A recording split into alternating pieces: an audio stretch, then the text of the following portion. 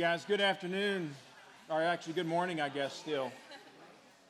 I was joking that you guys look like me in high school because I was not always the greatest student and was oftentimes in the back, in and out, just enough to stay in good enough stead so that I could still play sports. So anyway, I grew up in college a little bit. But thanks for taking some time today. We are for those of you that have been around 3 or 4 years, we're reinitiating something that we used to do. Really for almost 18 months, we had a monthly Fireside chat. And, you know, your guys that haven't been here for a while are probably used to the quarterly, where it's more of a presentation. And that's not the heart of this. And so we do have an hour scheduled. I've prepared maybe 20 minutes of just insights. We're going to do this every month. And so I'm not going to load you down with lots of information. We're going to check in the Fireside chats. Fireside chats, I want to call, are optional. I would love for everybody to come when they're available. But the quarterlies need to be, if you're in town and you're able, you need to be here because we're going to try to close some gaps this year that I'll talk a little bit about. But there was a lot of feedback on the BCWI that we need to improve our communication and we need to clarify strategy and vision, and we need to communicate it and keep it out in front of us more often. And so you're going to be hearing from me more about that. I'm creating the space to be able to probably lead quite a bit better in that sphere this year. So we have Jennifer on one side and Taylor on the other. They have microphones in hand. And so unlike the quarterly where we're kind of presenting something, this is to be a conversation. So be quick to hold your hand up anywhere along the way, but I have time set at the end to be an open discussion. You know, the example that I think about this is anytime at my house, I've got a house that's got a lot of moving parts, so we got 9 people living there. And at any point in time, we kind of lose our focus in our house, and the laundry's not getting done, the dog hair is beginning to build up, and somebody stayed in the shower for 22 minutes and overflowed the septic system, and something in between. We'll have these family meetings, and these family meetings are about bringing clarity, having open discussions about expectations. And one of the things that I'm going to do going forward is a day or two before the Fireside chat, I'm going to invite questions that we can wrestle with. So if you've got a question in your spirit or a lack of clarity or an idea that you'd like to open up for the body to discuss, I'll bring those questions in before so I can give it some thought also and not be caught cold. I don't always do well on the cuff, but it'll give me an opportunity to give it some thought so we talk about it that way. Does that make sense? Yes. All right. So if I can figure out how to use this, we'll go ahead and get started. Quick agenda for today. One, we're going to talk about the communication plan. I shared a little bit about it in my note last week, but I'm going to talk again about the difference between the Fireside chats and the quarterlies. I'm also going to be sending a regular update. I don't know if it's going to be once a month, but it's going to be regular and as required as things happen. Now, we're going to have a quick snapshot of the BCWI highlights. We're going to talk in a lot more specifics about it in the quarterly because we're going to be able to put strategies to it. But I'm going to give you a quick snapshot of the feedback that we got from that and what our path is forward as it relates to the BCWI. We're going to get a quick 2019 review on our strategic objectives. I should have done this before. I'm going to hand out, if you can pass these around, maybe 3 different bunches. We're going to do a very high-level walkthrough the goals that we set for ourselves last year and how we're progressing against those goals as we sit here today. One of the things that I've not done a good job of that I think we can do better is to make sure we keep those objectives out in front of us in a way that allows us to organize ourselves around those objectives and realize in the areas that we're off track so we can just acknowledge it and celebrate the areas where we're winning. And we're going to do a little bit about that today. In that handout that you have, if you could hold till we get to that discussion, that would be great. Those are just highlights. Each one of those goals that you see on there is actually a SMART goal. So it has all the elements. If you're familiar with a SMART goal, it's specific, it's measurable, it's time constrained, right? It's something that's strategic, not necessarily tactical. And Ms. Kate Campbell is my partner in crime in keeping up on those. So if you'd like to see the full SMART goals, just send her a request, and she will send you an update that shows what all of our goals are, which are organized around our mission statement, and whether we're on target, at risk, or likely not to complete that goal within this year. We'll talk a little bit more about what our plan is for 2020 and what we're going to be focused on and what the timetable for getting that done is, and then we'll open it up for questions. All right? So let's start with flipping the slide.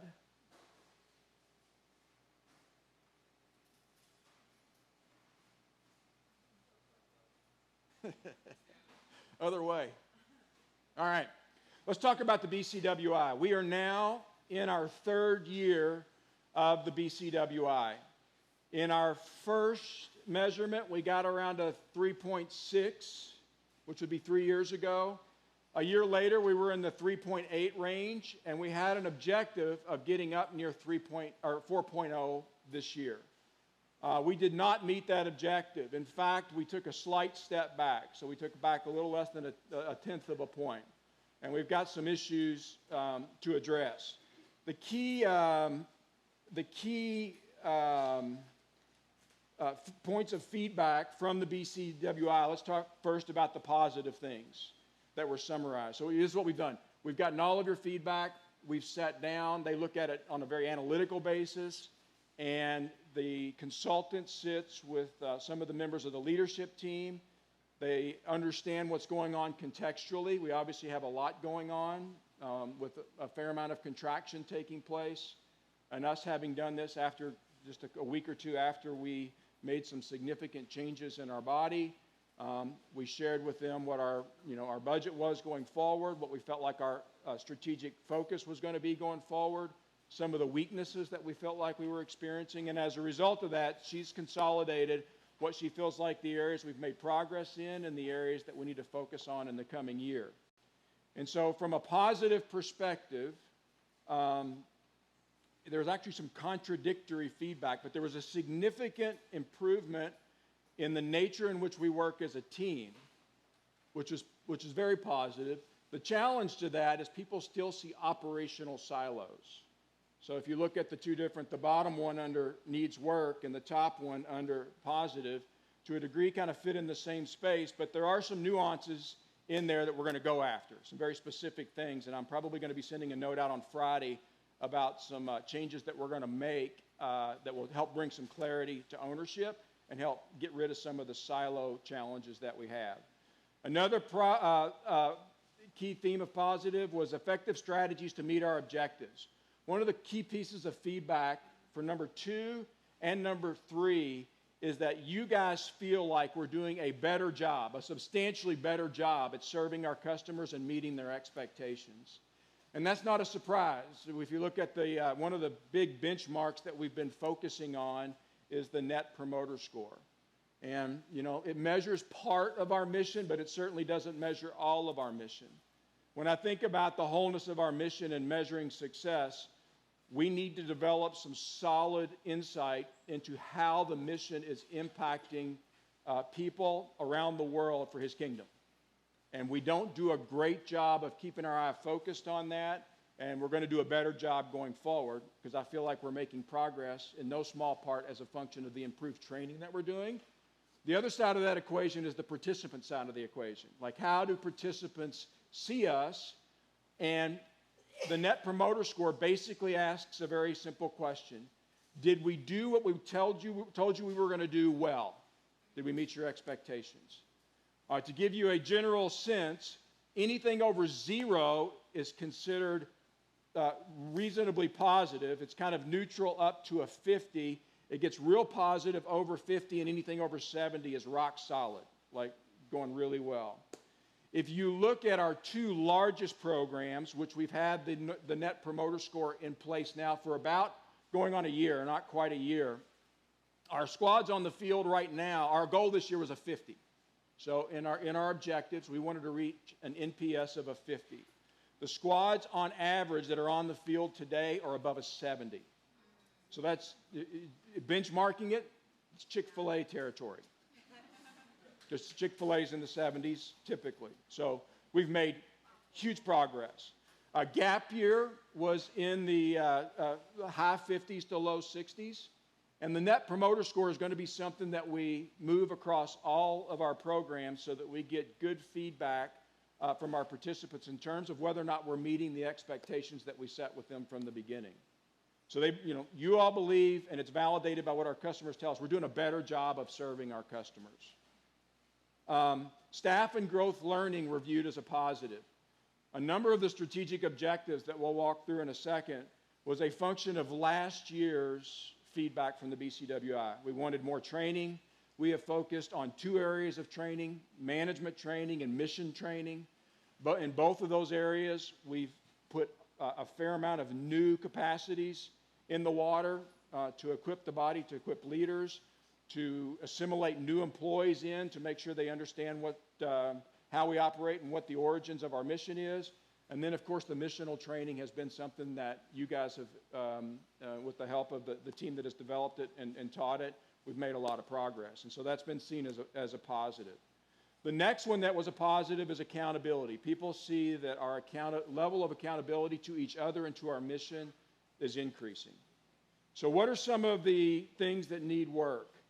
One is keeping the vision well communicated and out in front of us. And I would say beyond vision, we have a real opportunity to what I call codify strategy.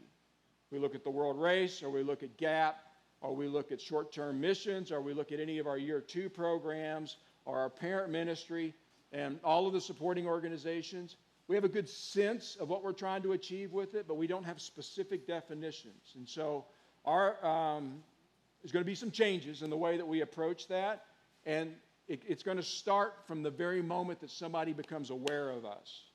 And we'll talk a little bit about what we're going to be doing in marketing in just a second. But from the time they become aware of us, what does it look like for us to express what God's created us and led us to be as a ministry, how you can be a part of that, and we can take them on a journey, and then at the end of it, hopefully meet those expectations, and it's kind of clear along the way. Within that, we can design more effectively the journeys that we take people on and the missional engagements that we enter people into because of that improved clarity. The other piece of that, which is my responsibility, is to make sure that I'm constantly reminding us of our why so that the hows, which are going to be like the strategic objectives, are always tacking back to why we do things. And open it up for questions if people don't understand. The next one was job security and compensation. That was not a surprise. We even wrestled with doing the BCWI and the timing that we did it because we had obviously made a big change right before it. But it was real feedback, and if you get down into the details of it, it's valid feedback that we've got to work with and develop strategies, and I'm going to talk about it in just a second, one of the strategies to work on. The next one was engagement of the body in key decision making. That's one that I'm wrestling with. The process of setting strategic objectives, the process of how we journey through a significant contraction is something that I have tried to do a really good job of getting the OLT and in many cases a lot of the PDLs involved with those decisions. But even with that effort, it's clear from the BCWI that there's still a gap from the perspective of the body and the nature in which we're leading. So I will be honest with you and tell you, I don't know exactly how to close that gap, but it's in the mind and the heart to invite you guys into those decisions, realizing also that the leaders at the end of the day have to make the decisions that establish strategy and that make sure we have sustainable long-term ministry and that we stay on course. But there is definitely a gap there. The final piece is their silos still remain. I think I see fairly clearly some of the gaps that exist there, and we're going to be changing the nature of some people's job descriptions, not necessarily big changes, but to bring focus to accountability and responsibility around the key areas of our ministry so that we know who owns what. And hopefully, if we do that and we create within that level of management a commitment to each other's success, we can start to break down some of the silos. My view is the reality is our silos have gotten much better, but clearly from the BCWI, you guys think that there are still walls between our operating units, which I agree with you, that need to be brought down. So I'm actually going to take a breath there and see if anybody's got any questions.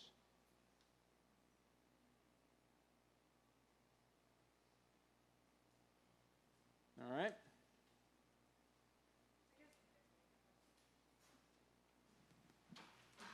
So from some of the feedback that you saw about staff members feeling like there was silos, was that like one department doesn't really know what the other department's doing, or is that like we don't really work together?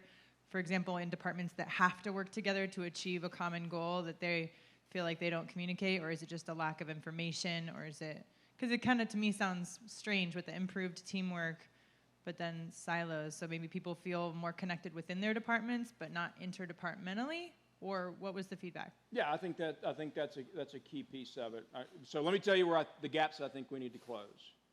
One, the strategy of each program needs to be codified. So we need to know clearly what we're trying to achieve in each one. The second piece is who has authority for the key decisions that need to be made in each program need to be established. So some clarity is coming as it relates to that. Now, I'm going to take a pause and I'm going to preach a little bit. We do a lot of management between entities. So the easiest one to look at might be our field ministry regional folks and a program. Pick any program. And there's objectives here and there's objectives here. At times, those objectives can come into conflict with each other. That's not unusual in any business or any relationship to have values that at the end of the day are not perfectly aligned.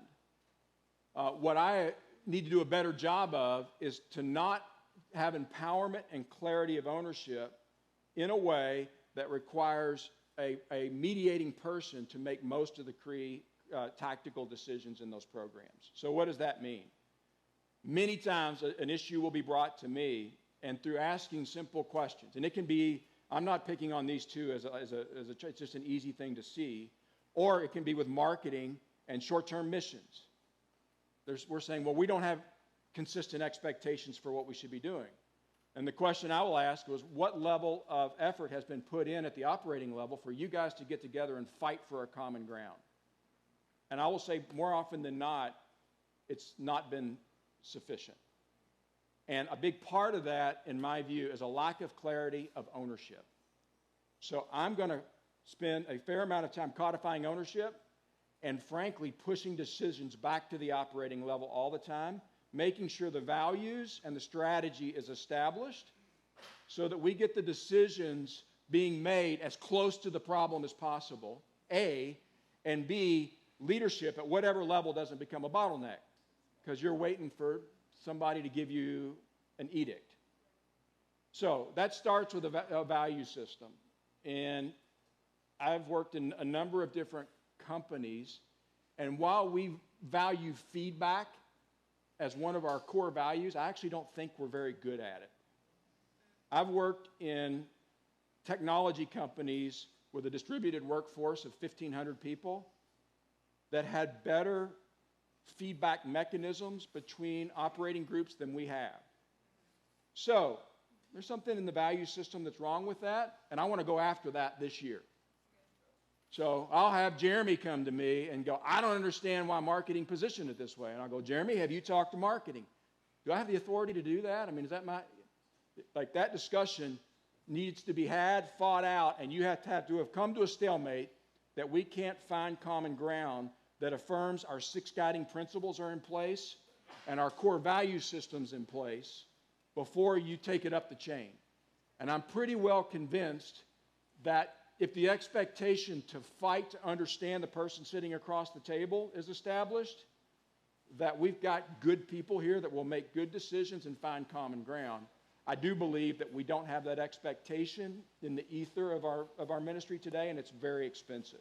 I'm not talking financial expense. I'm talking frustration, stress, inefficiency, all of those things end up playing themselves out in that manner. So if you come to me, or you come to any leader on the OLT, and you've got an issue that you just can't get your mind wrapped around, and you need a decision, I'm only expecting that you have sat across the table with the people, the least number of people that is required, not an email with 33 people copied, not a meeting with 22 people in the room, but the least number of people that have authority in that area to have the 6 guiding principles metaphorically set on the table between you, and you have fought for a solution that is built on me understanding what your problem is and me fighting to help you solve your problem while at the same time achieving the objective that I have for the ministry that I'm responsible for at the same time.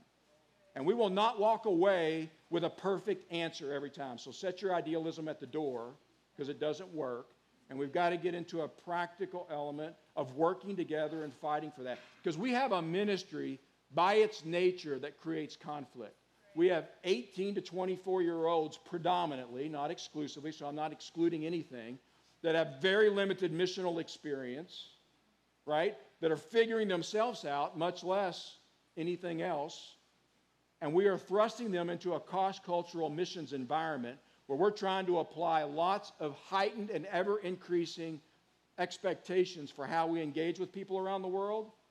And in that is a natural collision that we have to commit each other to ourselves to fix.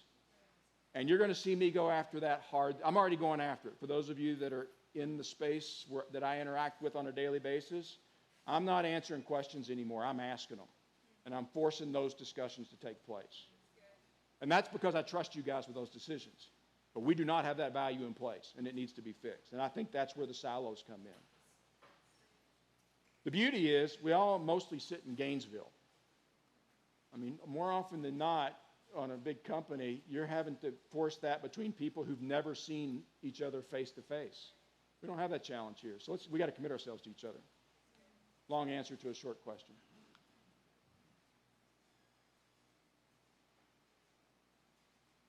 All right? Is Chris in here?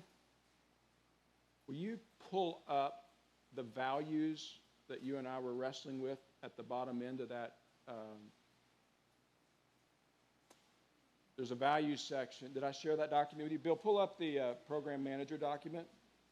And at the very bottom, I've added something, maybe since I printed it and gave it to you. And I'm going to walk through those in just a second. All right? I'll keep going here. Let me see where I am. So on the BCWI, there's going to be a detailed review of the specific strategies. The next steps for us in terms of the BCWI is I am working with the OLT and talent management. Compensation and career paths and development are a material issue. And so we are working on a framework that's about 90% done that will create opportunities for us to grow and have some elements of the value system integrated into it. So if you're someone that's here 3, 4, 5 years from now, but you choose to stay in a position that was the position that you started with, and there's any number of positions that could be here, from a mobilizer to a regional to a squad mentor. Thanks, Bill. That we want to create opportunities for growth so that there's sustainability for you and potentially your family long term. And at the end of the day, the ministry and its mission benefits from the experience that you bring to the table. And right now we don't have a framework for that. So our objective is to have that done, finalize the growth plan probably by the end of next week, and to do an official rollout by October the 1st. The other thing that we're going to do is we're going to establish some focus groups that will be hybrid focus groups from different areas of the ministry. And we're going to pick probably the top 4 issues that were expressed to us in BCWI. And we're going to form teams around those issues. And it's going to have someone at an OLT level, so you've got a leadership perspective, someone that's at one of the kind of the entry level or front-facing jobs, and a middle manager in each one of those teams. And we're going to develop specific strategies that we're going to seek to put into our 2020 strategic objectives and a tackle for the year to come. So you guys are going to own that piece. So in some of the reformed clarity of responsibility changes that we're getting ready to make, I'm in the process, and this is not done. I'm giving it a lot of thought and prayer about a value system that transcends any one of our vertical jobs. And I'm going to read to you some of the benchmarks of expectation that every manager in this place is going to need to carry. And this is not done yet, so it needs some wordsmithing and maybe another concept or two thrown into it, but I want to read it to you. I will walk out ownership undergirded with a servant's heart. Number one. I own the strategy of the program and its alignment with the mission of Adventures in Missions. I invest in the success of the person sitting across the table from me. I will seek first to understand the alternative perspective. I choose to invest energy in leading through influence, not edict, resulting in a growing capacity across the team to manage the tactics in alignment with our mission. That's a loaded statement, but it's an important one. I will always pull any key decision through our 6 guiding principles, measuring the effort by the mission of the ministry. So those are some kind of cornerstones that I'm looking for us to kind of inculcate in all of our leadership decisions. Any questions to hinge on that? Okay. All right. I missed a bullet point here, so I'm going to start with 2019. And did we have extras? Because I need a copy. The goals. Thank you.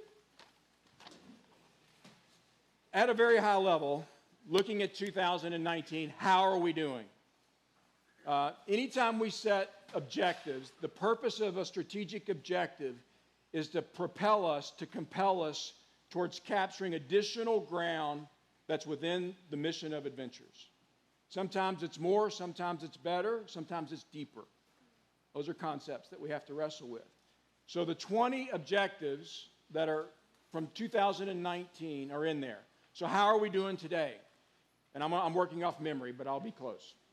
Of the 20 objectives, all of them should be stretches, right? We don't want to put objectives that we can just kind of jump over like that. So they were solid stretches for us. As it exists today, we will meet 11 of those 20. Like it's clear by the end of the fiscal year, which is the end of September, we're going to meet those objectives. About 5 or 6 are at risk. And I would say in the at-risk space, either we've moved the objective a little bit, or it's unlikely that we're going to meet it, but we will have made substantial progress towards it. And the third is there's 5 objectives on there, 4 or 5 objectives that we're not going to meet this year. It's just not, we're not even really got a good shot at it. So what you've got on your sheet there is green, yellow, and red, and that represents the objectives that we're either on course with in green, at risk, was it yellow, and red is probably not going to make it, or we know for sure we're not going to make it. BCWI and budget and the number of participants are objectives that we're going to definitely come up short on. But that's where we are today. There's some good ones. The NPS is a great one because it I think represents a lot of areas that we've made improvement in, but there's others that we're going to need to focus on. In terms of budget, excuse me.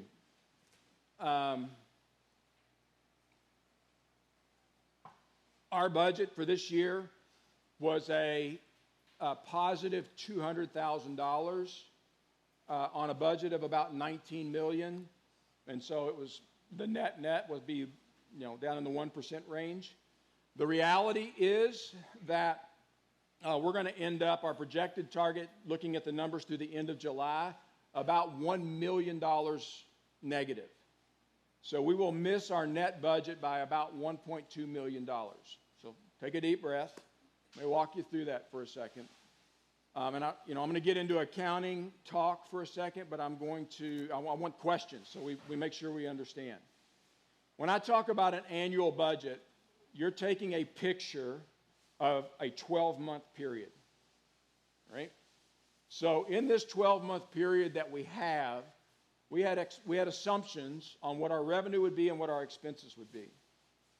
When we're in a season of significant decline, which we're in a season of significant decline in terms of the number of people that are journeying with us across most of our programs, that does not speak to how many people we have on the field. So today, while World Race and Gap Year is going down, the number of people on the field are here. The number of people on the field drive what our expenses are. So when you've got participants going down, which drives what our revenue is this year, and you've got participants on the field, which is at a higher number, you end up with a gap that there's no reducing overhead that's going to catch that gap. It's just not going to happen. It happens when you get steady. So the question then becomes, how do we get through this? Well, the nature in which we manage our finances is that when we receive $18,000 for a trip to send someone around the world next year, predominantly, I'm oversimplifying it, but that's generally what happens, we put that money into our savings account. It's called temporarily restricted assets. So our commitments to that person that just signed up for the World Race and is going to go on a trip next year, all the monies we're receiving, we're putting in our piggy bank. We are not spending it for today, which positions us to meet our future expectations.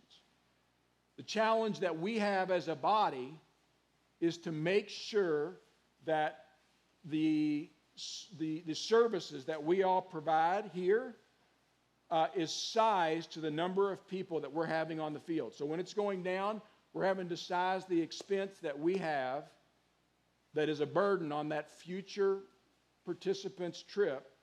We have to begin to align it over time with that. And I would be anything but dishonest if I didn't say it takes a huge amount of energy to do that, and we don't even always do it very well. But I will tell you, I have put a huge amount of effort into trying to do that process as well as it can be done. That being said, the best way to manage whether we're doing that well is how much is left over that's not designated for a future trip. So, at this time last year, we had $2.5 million of money that was not required to meet our obligations for the future. If we were not managing that well, that $2.5 million would start to go down, and that's when you have to go, uh-oh, and make maybe even egregious changes. Today, we're sitting at $2.4 million. So even though we've lost $1 million within this calendar year, we've been able to bring down our operating costs through a myriad of cost savings strategies to keep our overhead reasonably aligned. But we're going to have to continue to watch it because based on the numbers that we're seeing, we still have not seen the bottom of our projected participant trajectory. Does that make sense? All right. So that was a lot of accounting talk. I know some of this makes your eyes roll up in your head. For any of those that have a question about what I just said, I want to make sure you all understand where we are. Can you get because there's people on the thing, can you get a microphone? So, real talk, should any of us be concerned about our job if numbers keep trending the way they are trending? You know, I will never make a guarantee that we may not have to continue to reduce our workforce. I can't do that because I don't have a crystal ball. We are managing our people and our finances very, very close. As it sits today, we don't have a big plan for reductions of any sort. That being said, as an example, every single position that opens up, we're looking at to see if there's not another way to construct that so that we use those transitions in a wise way to not have to do more significant things. The reality is, you know, we're down 20, 30, 40% in some of our key programs. If that happens again next year, there's no way that we don't have a smaller group of people. So I don't want to paint a picture that is not true. That being said, we're managing it now, we're budgeting it now, reasonably speaking, to the team that we have, and we're going to fight to continue to be efficient enough to do that through the end of next year. That being said, do not hear me say that we may not have to continue to look at refining all of our costs to meet the needs.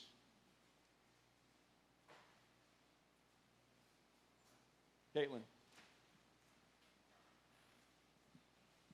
Has anything been looked into with regard to, I guess, raising more money as an organization as a whole? Because I know our development department has decreased in hours and, I guess, efforts overall so far that I've seen. Maybe I'm wrong. But have we looked into, because obviously we have forms of revenue with our trips and things like that, but I don't know, have we looked into doing more of a big push to try to get donors overall, not just for specific bases or specific things, but just people who want to support Adventures in Missions as a whole? It's a great question. Our development department today is predominantly Joe and Christina, and we are having a fair amount of success related to projects, more so than we have in the past. India and its church planting, we're starting to get some momentum there. We had in our objectives for last year, we had a big push to get the participants of PVTs connected to the work at bases, and really it's an invitation for a long-term engagement for parents, because we put more parents in the field than we do racers and gap year. And it may seem crazy, but that's what we do. And so looking at that as an opportunity to connect people to long-term relational engagements, and Christina has done an exceptional job amongst others with the base folks of getting that. We have not had significant success in doing broad donations. A discipleship ministry that's not directly connected to missional outcomes that you can measure is difficult to raise money for. That being said, we got the single largest donation since I've been here, committed within the last 90 days, that is predominantly focused on marketing, on bases, and on our stewardship of people as they transition out of any of our programs and into living a kingdom way of life for the rest of their life. And without going into details, because there's some anonymous components of that, it was a substantial investment. So the answer to your question is we would like to. That being said, there are, we have found the only way to do that is relational. And at this point in time, we know those people. So it's a good question. Christina, you can add to that. Yes. This is what I think about like all day. Well, besides the baby. Actually, later today, Joe and I have a meeting with marketing to talk about a potential educational newsletter to engage some of our donors. Because as you guys know, most of the donors to Adventures in Missions aren't donors, they're supporters. They're supporters of yours or mine or participants that go on our trips. And so, I mean, Taylor gets phone calls from people asking, I've got Adventures in Missions on my credit card statement. Who are you? Did you donate to someone who went on the world race? Oh, so we're that far removed from our donor base. It's a supporter base, really. And so we're talking about how do we educate them about the bigger picture of Adventures in Missions and engage them relationally. Like, did you know that the participant that you support has passed through a base this year? We have bases all over the world. Here's what one of those bases is doing. And start to, engage them a little more relationally. But to be honest with you, that is a long game. It's not a short game. Like, very few of those people will get that first email and say, you know what? I'd like to give to this organization, to their general fund. Because nobody likes to give to general funds, unfortunately. I've actually been talking to Seth Sr. about end-of-year fundraising, and he'd really like to do a very targeted campaign to a very specific group of people for Adventures in Missions sustainability. And so Joe and I have been putting our heads together, like, who do we ask? Because not just anybody would want to give to that. They want to give to the orphans in Swaziland or the stoves and water filters in Guatemala, not to, keeping our doors open. And so I share this with you because I think it's really like a family effort, So if you think about your supporters and there's somebody on your supporter list that they love what I do at Adventures in Missions. Like they love what I do, not just because it's me that does it, but because of the mission of the organization that I work with. Like, please make an introduction to me or to Joe, like whoever you think maybe they'd get along with better and have more fun talking to on the phone. Because we would love to tell them more about what we're doing and help them get engaged with the kingdom impact that they could have.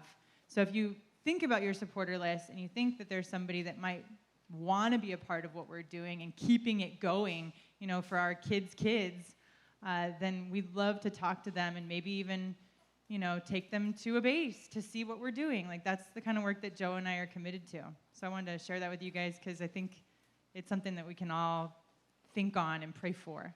2 other strategies that I've thought of since Christina was talking. One is the chairman of our board is a longtime financial planner. He has worked to give wealthy people strategies to leave a legacy. I'll give you a quick, most people give out of their cash, so they're writing a check. For a wealthy person, cash typically represents 10 to 20% of their net worth. More of their net worth are in assets, and they don't think of their assets as things that can be given away. There are huge tax implications if you structure that correctly that could ultimately result in net positive dollars if they get strategic about it. Roger is getting ready to spend a lot more time in here without going into specifics, and he is building an asset development plan that could be more of a legacy. Now, we're getting ready to have one of those. Our land is getting ready to be a big piece of what keeps us sustainable and allows us to expand our mission. We've got $11 million worth of land that has about $5 million worth of debt on it.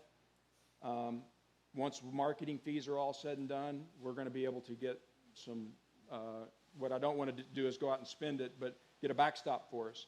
So one of our strategic objectives is we will be disposing of all of that land. It's all on the market. So it's something that I'm focused on. The next piece is we are going to be hosting 6 Rethink Retirement events all around the country. And that is really an effort to begin to build community amongst Xers and boomers and people affiliated with our ministry and provide them ways to connect that's more than the opportunities we've given them in the past. So our first one is in September, and it's in Pennsylvania. We're working with Daniel Haverkos and Ethan and Dion, and it's a convergence of our coaching practice and invitation of an additional network. And ultimately, they're going to be invited in not just to be donors, but to be that generation engaged. So that's another area that we're trying to tackle. Just for clarity, and I think I'm right in saying this, the land that you refer to does not include any of this. No. We own land on Browns Bridge. We own about 50 acres on Browns Bridge Road down by McKever. And we own about 170 acres in Flowery Branch near exit 12 right on 985. It's a long story about how that all happened. But we are in the process right now of packaging that up and putting it on the market so that we can realize the difference between what it's worth, because it has appreciated substantially over the last couple of years, and what debt we have on that land today. But this campus is secure.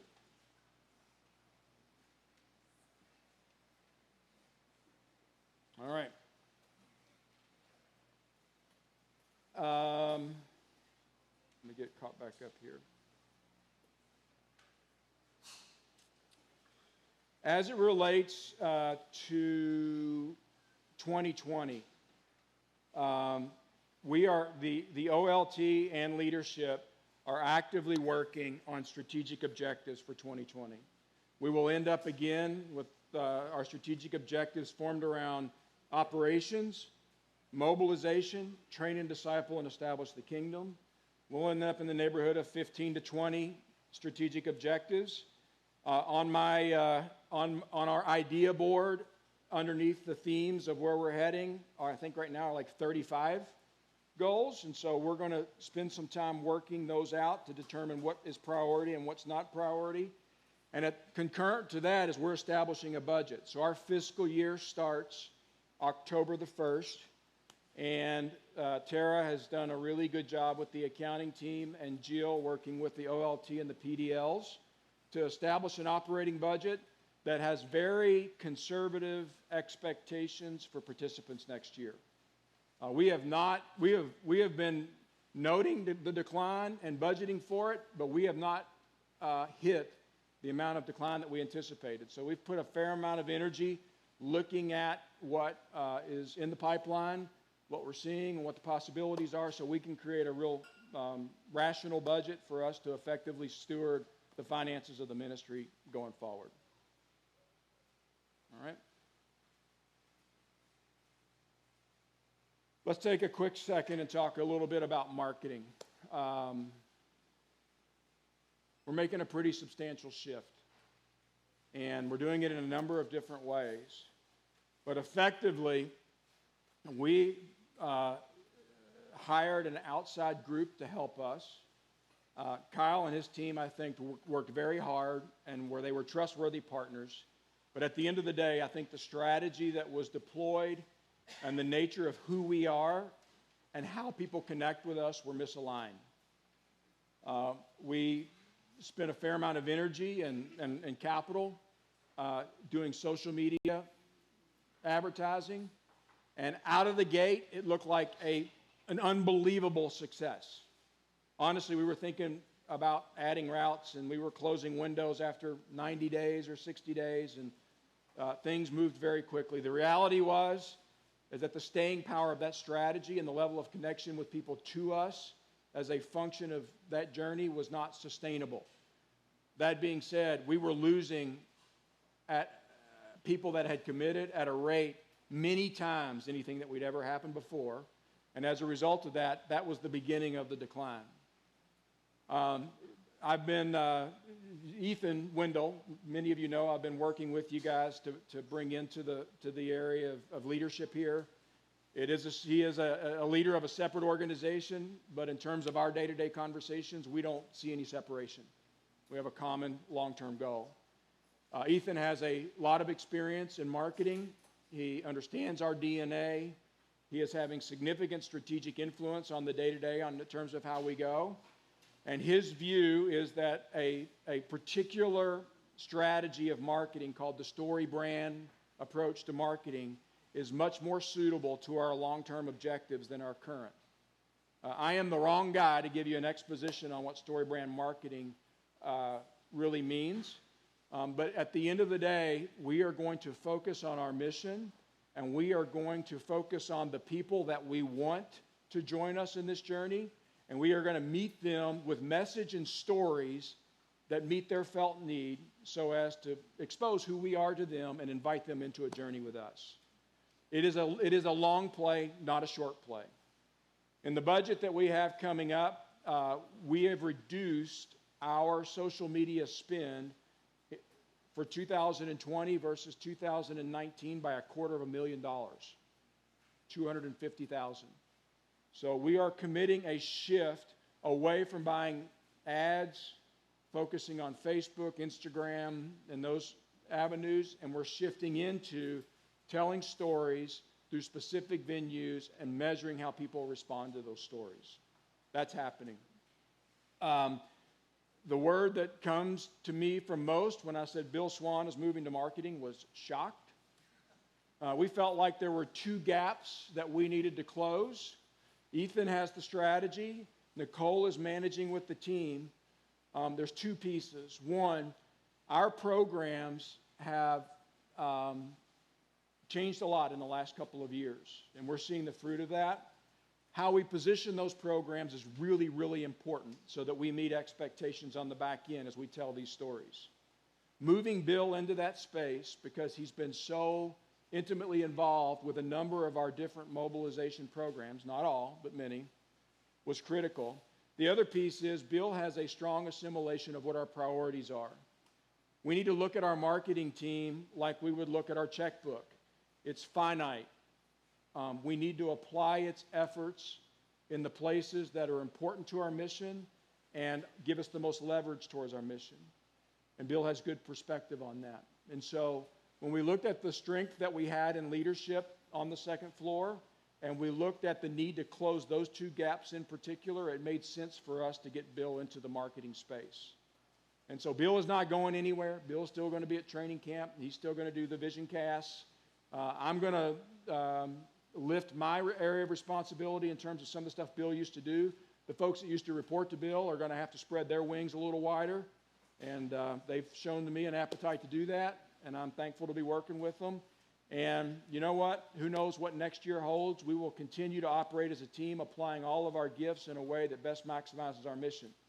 But today, this is the way that we felt like God was leading us, specifically, to do what is on the last thing here. We've got to turn our trajectory around. We've got to understand our customers better and do it. That being said, that we've always talked about, we're working against some pretty stiff headwinds in our culture. That's a reality. That's okay. We want to be excellent within the context of those headwinds. All right. See if I've missed anything here.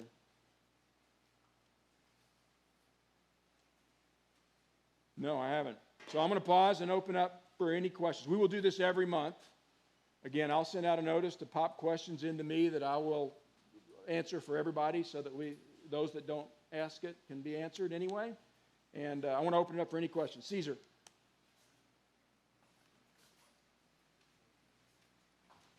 Can you just share a little bit about the future for STM? Anything that you can share? Yep.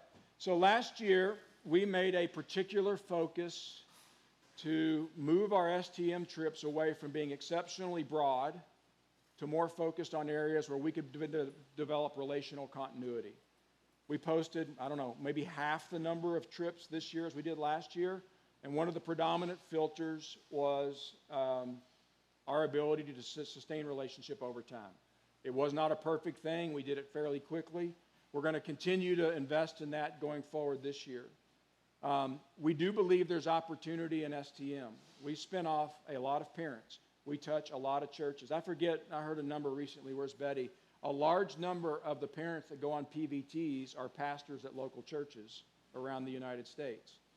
We don't give them an opportunity to connect with something. So long term, we're committed to STM.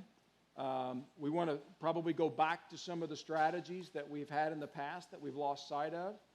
And obviously, we've made a change in leadership there with some transition, and we're committed to it.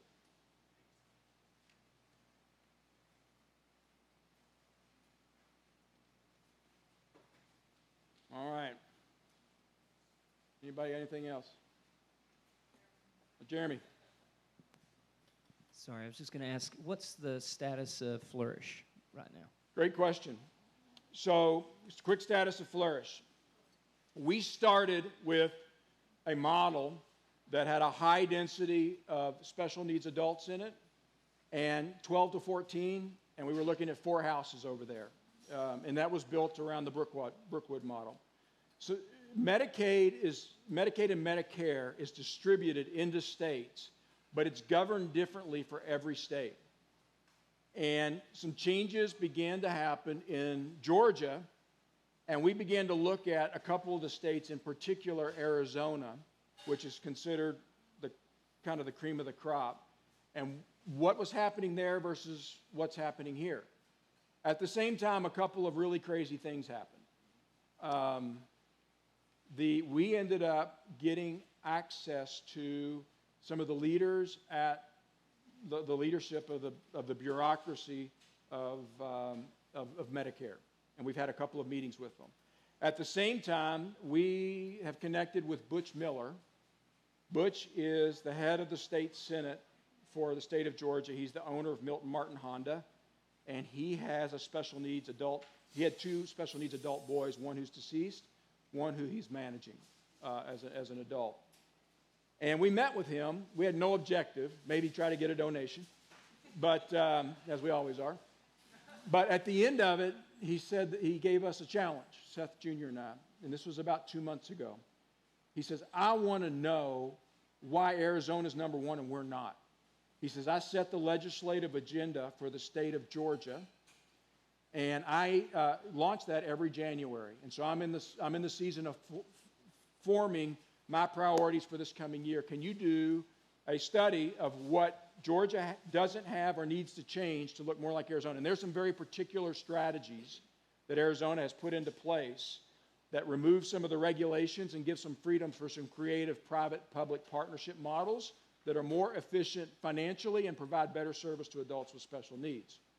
So we did that. Seth Jr. spent a lot of work developing a strategy document. It's in his hands. We were actually supposed to meet with him yesterday, and he ended up having to defer that meeting to next week. So we're coming with him, and I don't know whether it will end up on the legislative agenda for this year or not, but if it does, it will change a lot of things. But even with that said, we have found some models in Arizona, one in particular called Luna Azul. And it's, again, there's a lot of crazy elements to it. My business partner, who I'm having dinner with tonight from Colorado, his brother, who has two significantly developmentally delayed adults, has bought a house in this development in Phoenix, Arizona. And I've been coordinating with him about the possibility of us doing something here. And it's a very creative approach because it allows parents to buy a house that allows their special needs adult to be in a community with a culture that values that, but at the same time more efficiently apply state services to that environment than if we were to create something with more than 4 people is considered a group home, and every person in Atlanta, Georgia, with a government tag on their shirt is going to be looking at it. Where Luna Azul presents us an opportunity to establish the culture, to wrap the services around it, but give parents a more financially efficient way to steward their kids long term. So we have, I think, we've only penciled the model out. It would be different than what we originally proposed. We're going to have to go back and get it rezoned. But I think we have at least 6 or 7 families, including my wife and I, that would be looking to buy a home in a micro community that would be blended. It wouldn't be only special needs people. It would also be open to a certain percentage of people that don't have special needs, which remove the government oversight, which is a critical piece, but keep the services coming. So that's where Flourish is. The program is kicking tail. They have a chapter incoming and a chapter here. Our partner Peer does. They're so grateful for you guys. They have, I'll be a little bit careful and say other places that they've been with that program, they've felt the spirit of distance and maybe even judgment. And here they are so excited about how you guys have walked alongside the people that join us every day, and they are seeking to expand what we're doing here. So you can expect for that day program, which is a partner with Flourish, to continue to grow. We have no economic interest in that. We just are able to leverage our assets to hang out with cool people. All right. It's 3 after. It's lunchtime. Nick, thanks for being patient with me. Let me close this in prayer. Father God, I thank you for the opportunity to journey with people that fight for your kingdom. And I commit myself to these people, and I commit myself, Lord, to your mission. God, I give thanks for the level of unity that is bound when there are hard times that have been established in this body. And Lord, I pray for further unity in the Spirit, that's Spirit-led, across each and every person in this room and those that were unable to make it today. And Lord, I just pray that you would give us divine revelation and vision so that we would be fully alive, we would flourish. It's in your name we pray. Amen. I'm going to ask all of you to grab your chairs, or maybe grab 3 chairs and pick it up so we can help the kitchen team to reorganize around lunch.